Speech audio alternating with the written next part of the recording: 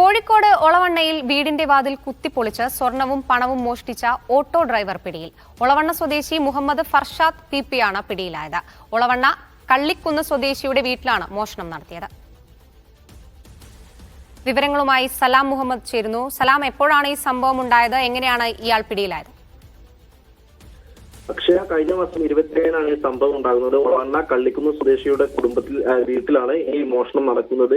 ഈ കുടുംബ സമ്മേളനം ഇവർ പെരുന്നാളിന് പർച്ചേസിനായി പുറത്തേക്ക് പോയ സമയത്ത് വീടിന്റെ ടെറസിന്റെ വാതിൽ പൊളിച്ച് അകത്ത് കയറി അലമാരയിൽ സൂക്ഷിച്ച 3/4 പവൻ തൂക്കം വരുന്ന സ്വർണവും 6000 രൂപയും കളവ് നടത്തിയ പ്രതിയാണ് ഇപ്പോൾ പിടിയിലായിട്ടുള്ളത്. മോഷണം നടന്ന വീടിനടുത്ത് വാടകയ്ക്ക് താമസിക്കുകയായിരുന്നു പ്രതി. ഇദ്ദേഹം പ്രതിയായിട്ടുള്ള ആൾ നഗരത്തിൽ ഓട്ടോ ഓടിക്കുന്ന ആളാണ്. ഒളവണ്ണ കയറ്റിയിൽ പള്ളിപ്പുറായിൽ വീട്ടിൽ മുഹമ്മദ് ഫർഷാദ് എന്നാണ് ഇദ്ദേഹത്തിന്റെ പേര്.